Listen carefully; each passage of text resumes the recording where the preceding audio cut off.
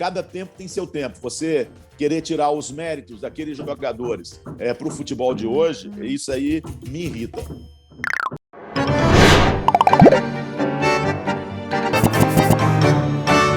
Olha, eu vou buscar, na minha época de jovem, adolescente, aquele Flamengo de 1981, que foi campeão mundial, né? O Flamengo que a gente pode colocar como o Flamengo do Zico, né? Aquele time era realmente muito forte.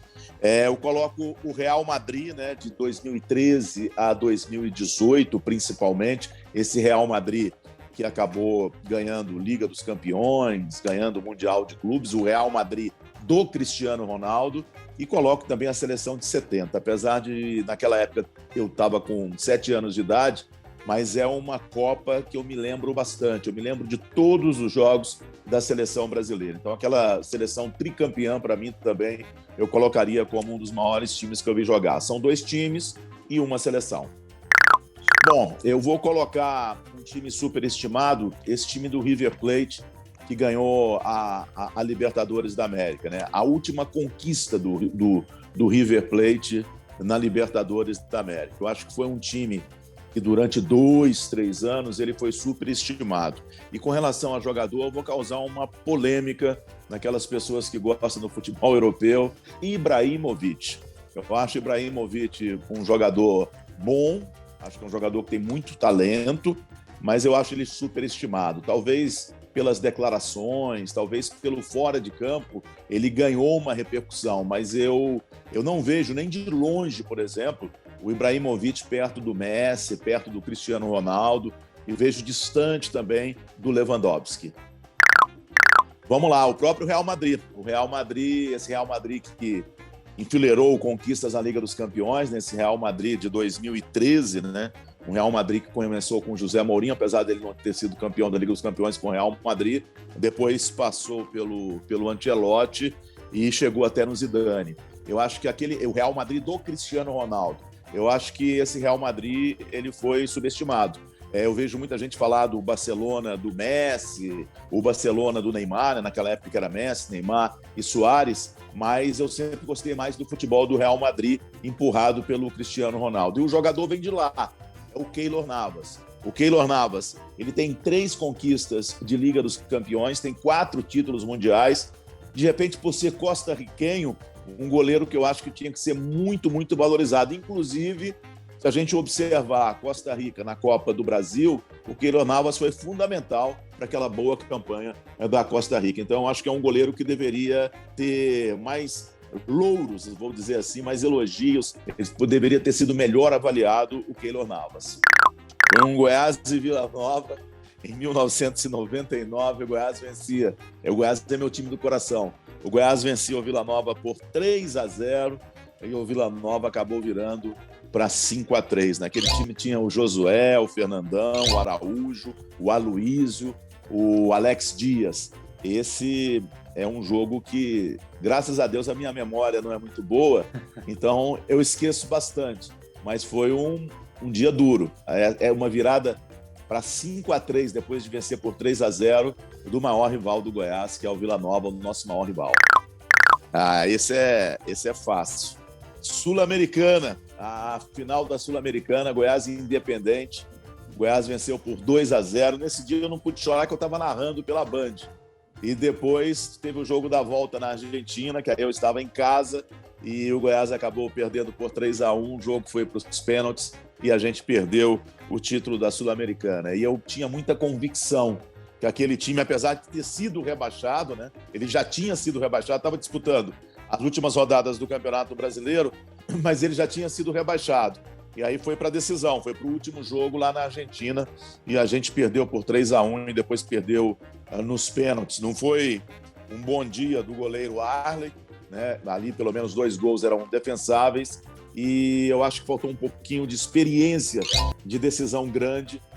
Por isso o Goiás acabou perdendo por 3-1 e a gente foi embora nos pênaltis. Esse foi um dia que eu tinha muita confiança. Estava confiante que a gente finalmente ia ter um grande título. E não tivemos, e eu acho que agora vai ser difícil pelo andar da carruagem. Aquele dia eu chorei. A discussão sempre tensa no futebol. Outro dia mesmo eu tive essa mesma discussão.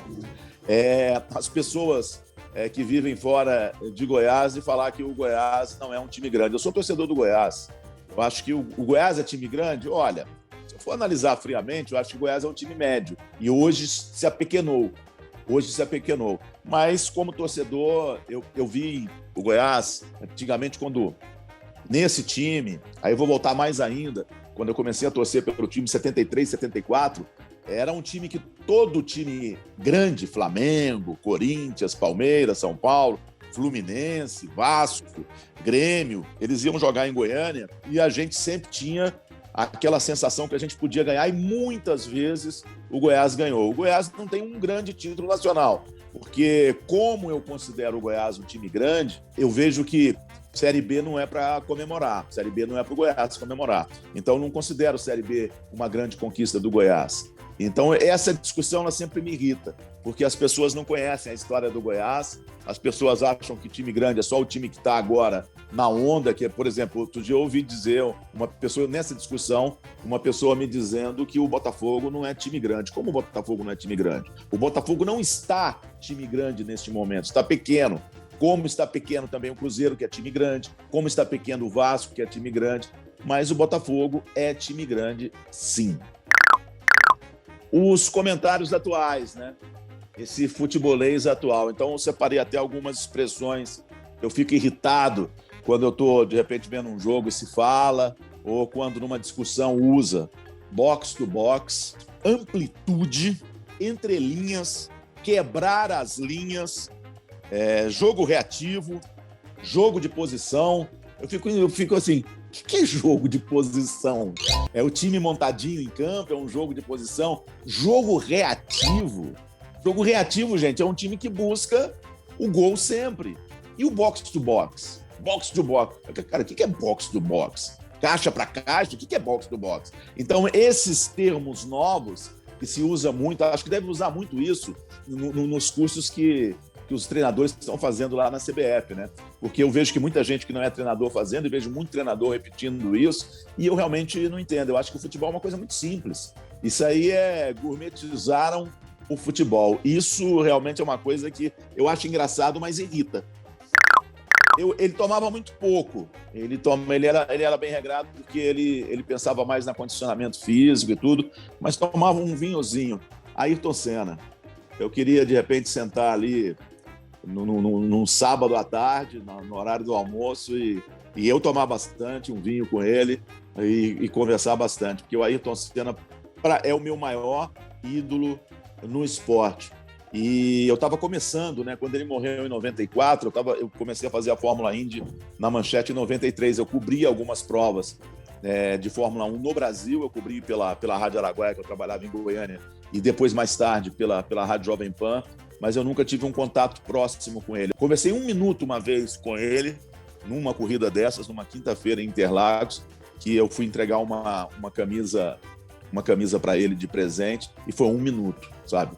Então eu não conversei nunca mais que 1 minuto sozinho com ele. Eu gostaria muito de ter conversado mais com a Ayrton Senna, para saber de onde vinha aquela força toda de um vencedor, porque o Ayrton Senna ele sempre passou a impressão para a gente que ele foi formado para ser vencedor, e foi. O meu ídolo atual é o Cristiano Ronaldo. Então eu gostaria, de repente, de estar tomando um bom vinho do Douro, ou então do Alentejo.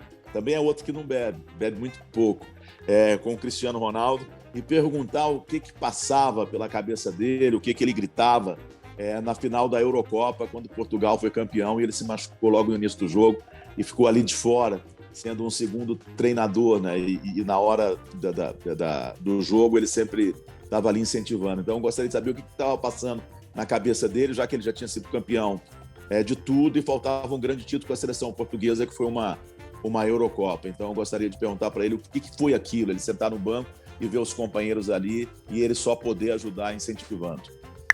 A final da Copa de 70. O Brasil, na final da Copa de 70 contra a Itália, eu queria estar em loco, eu queria estar vendo aquele jogo realmente em loco, porque aquela seleção é a seleção que mais me encantou de todas que eu vi jogar. E como eu digo, tem algumas coisas na vida da gente que é assim, né? Eu tinha 7 anos de idade e eu me lembro de todos os jogos da seleção brasileira, desde a estreia até a final e me lembro de muita coisa que acontecia na sala da nossa casa. A gente reunido, a vitória de 3-1 contra o Uruguai, a gente teve um primeiro tempo muito duro, né? E terminou o primeiro tempo 1-1. E a gente, era semifinal, a gente tinha comprado um monte de fogos de artifício e tal. E eu me lembro da minha mãe, quando foi pro intervalo, minha mãe falando, tá vendo? Fica comprando isso dá azar, isso dá azar. E aí a gente virou para 3-1. E eu me lembro também, a final ela não foi tão tensa.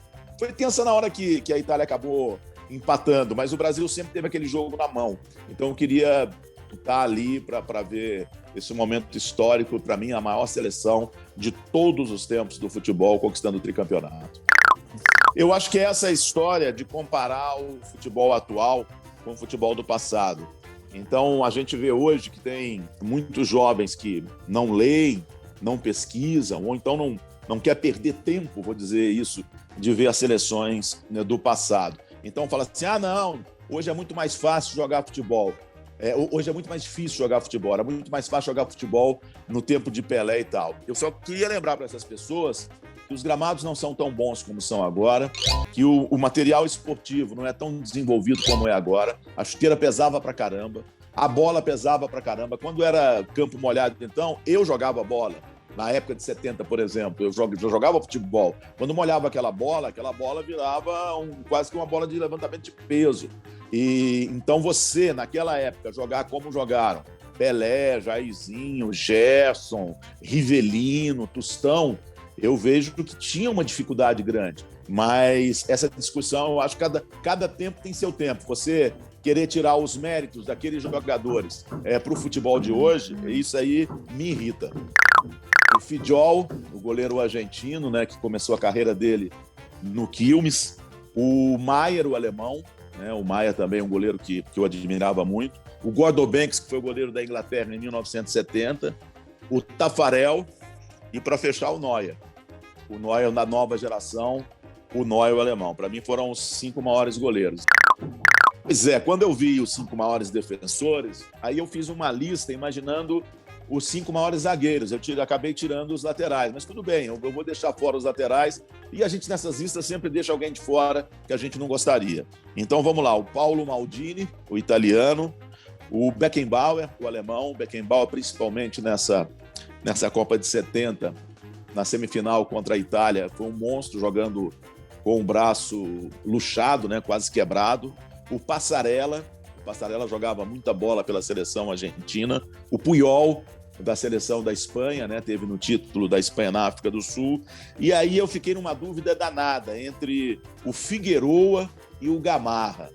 Mas eu vou ficar com o pessoal mais antigo. O Gamarra é impressionante. A gente até usa o Gamarra para chamar alguém quando não trabalha muito, quando não faz falta. Ele fala, ô Gamarra. Por quê? Porque não faz falta trabalhar, então a gente chama de Gamarra. Mas eu vou ficar com o Figueroa. Então seria Paulo Maldini, o Beckenbauer, o Passarella, o Puyol e o Figueroa. Toni Kroos, eu acho que fundamental para essa boa fase da Alemanha, desde o início da boa fase da Alemanha, o Toni Kroos é um volante, hein? Volante o Toni Kroos. Mas vamos lá, vamos pôr ele como meia. O Iniesta também, um jogador impressionante, assim, que coisa difícil era tomar a bola do Iniesta, que visão o Iniesta tinha nos seus grandes momentos. Fantástico o Iniesta, sou fã. O Platini também jogou muita bola.